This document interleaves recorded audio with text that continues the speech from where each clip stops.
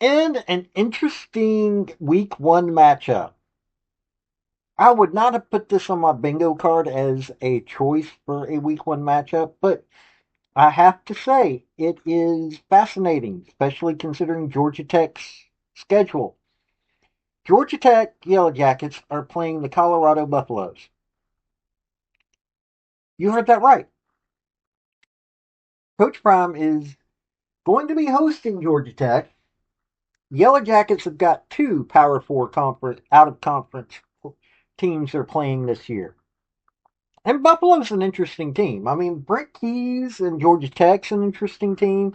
Colorado Buffaloes are an interesting team. Both of these teams could be contending for a college football playoff spot. Past 2 years, Brent Keys has gone 7-6. But you saw 8 overtimes against Georgia. If you're able to go 8 overtimes with Georgia, yeah, you're on that next level. Their good team just needs to be elevated a little bit more. Well, Haynes King has been elevated. Coach Prime came in. They just fired the head coach at Colorado that had gone 1-11. He comes in first year, wins 4 games. I have to admit, I was impressed with that. Then the next year, which was last season, he went 9-4. Now he doesn't have a son Shador. He doesn't have Travis Hunter. There were still some issues, but he still went 9-4. He's got a good quarterback that he got from the transfer portal. He's got another good quarterback, and there's a good quarterback battle. I'm not worried about Colorado this year. They might go down. I don't think so. I think that Coach Prime knows what he's doing enough that he's going to make it so they stick around. I think these are both going to be college football playoff contenders, not actually making it to the college football playoffs, even though Georgia Tech might. I don't think Colorado can, but I don't think it's going to be because they're a bad team. I think it's just going to be because, well, there's still some adaptation. And, when you lose players like Shador and Travis Hunter, yeah, things are a little bit different. So let's get into these two teams real quick. Hey folks, this is Paul with Redneck Sports. I want to thank you for viewing my video, and I want to give you one thought process.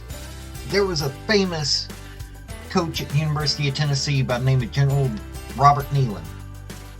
He had 6 maxims, but number 2 maxim is what everybody should apply to their life. Play for and make the breaks. When one comes your way, score. That's how to live your life right there. By the way, hit like and subscribe if you don't mind. Okay, so let's go into the visiting team, which is Georgia Tech. They have a quarterback and a half in Haynes King. Now, Brent Key came in and he said that he wants to make them nasty. Well, Haynes King is considered one of the elite quarterbacks in the nation. You've seen what he can do if you saw that Georgia game. Well, then you've also got that they've got an offensive lineman, Keelan Rutledge, who is a preseason AP All-American. This man knows how to do it. Now he's second team, but he was one of 5 All ACC picks for Georgia Tech last season, joining Haynes, Rutherford, defensive tackle Jordan Vandenberg, and linebacker Kyle Efford. This is an interesting team. It really is. He completed 72.9% of his passes for 2,114 yards. He rushed for 587 yards for 11 more touchdowns. He had 14 touchdowns by passing with 2 interceptions. He just needs the right targets, and I honestly believe that they have looked for it.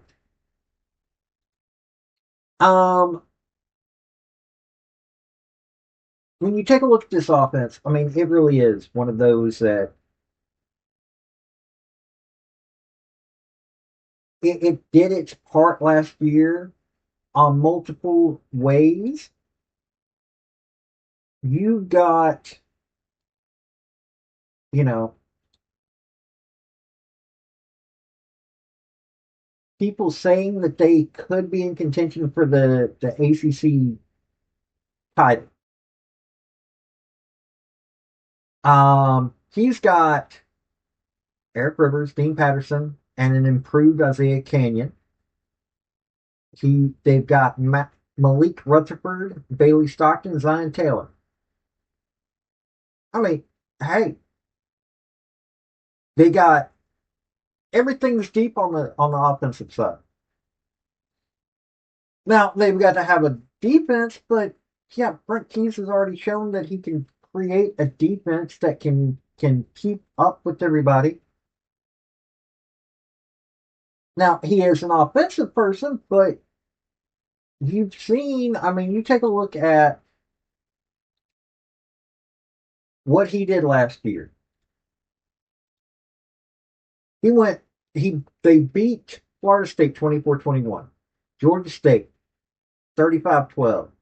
Syracuse 31-28. Okay, yeah, they lost that one. They lost to Syracuse. It's 31-28, but they kept it close. BMI they went 49, 59-7. That's not even a. But Louisville was 31-19. Loss. That's a loss though. They went 7-6. So, but Duke they kept them to 14. They kept North Carolina. North Carolina was the only headache one, but they had to have a quarterback if they can keep the other team, if they can keep the Buffs down a little bit, especially with the fact that they've got a offense that, people don't really know, this should be an interesting game. Now, Colorado, they haven't decided on their quarterback just yet. I mean, replacing Shedeur Sanders, but in all honesty, I think Caden Salter will get it. He's dual threat, just like Coach Fromm likes. Now, that's not saying that he will be, but Juju Lewis, freshman, let him have a year. Let him have a year.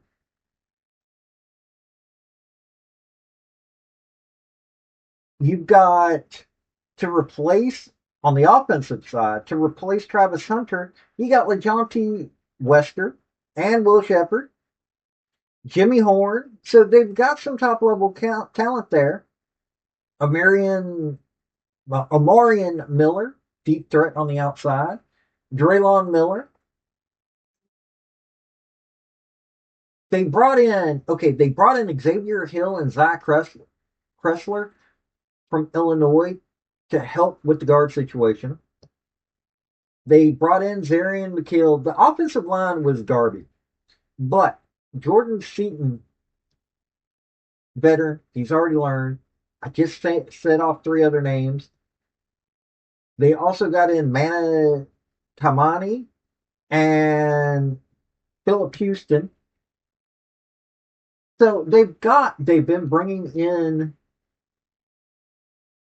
the people that they need. Uh, they've got outside linebackers, top pass rusher. BJ Green is gone from the line, but yeah, they brought in Jaheim Otis, who's coming in from Alabama. They do have veteran Anquan Barnes. I'm having to, yeah, outside linebackers up to par. DJ McKinney is replacing Travis Hunter on the defensive side. Yeah, this is going to be a team that has enough weapons on both sides of the ball that they're going to be competitive. Now, it's going to be a whole new look team. It's got to be. I mean, there is no if, ands, or buts about it. You don't have a Travis Hunter that's playing Iron Man football. You don't have Shedeur Sanders, which Coach Prime knew to trust. But Caden Salter's pretty good. They've got people on both sides of the ball to replace Travis Hunter. You've got a team that is not going to be looking the same, but has enough veteran experience to get them moving the direction they need to be. Plus, because it's Coach Prime, these folks know that they're going to be noticed, which is why they want to be brought in there, because this is going to help them be seen so that they can get hired in to NFL jobs. They want to get drafted. So yeah, this is a Buffs team that I think is going to be very, very interesting. Okay. What am I going to say about this game? How am I going to predict it? Well, here's how I'm looking at it. Yes, Coach Prime has got a really good team on his hands. Got some veteran level caliber team or talent on there. I don't think that they've played enough together. I don't think they've gelled enough together. I think because of the amount of returning production that is at Georgia Tech, I think that they'll have this game. I'm saying that because these teams, if it was a little bit later in the season, I'd have a different outlook on this. But I think that Georgia Tech has got enough of a cohesion between everybody. Yeah, I think that they're going to have the ability to do what they need to do to get this win. Now, I'm not saying it's going to be an easy game. This by no means will be an easy game. Georgia Tech is going to Colorado. This is not a home game. On top of the fact of that it is against a very tough opponent, I think Georgia Tech will get this game. But it doesn't mean that it's taken away from Buffalo or from Colorado. I think that the Colorado Buffaloes are going to be ranked this season. I honestly believe that. I think Georgia Tech is going to be ranked this season. I think both of them will be a surprise. Now, I don't think Georgia Tech or Colorado. I don't know. I honestly don't know. I'm not going to say what I was about to say. Let's just put it this way. I honestly think both of these teams are going to be scary good, but I think the Hornets have it a little bit more just because of that cohesion they already have. But I could be wrong. But that's what I'm thinking. So hit like and subscribe, and y'all have a good day now. This has been Paul with Redneck Sports. Bye. I want to thank you for watching my video. And if you like what you saw, like, subscribe, and comment. Y'all have a good day now.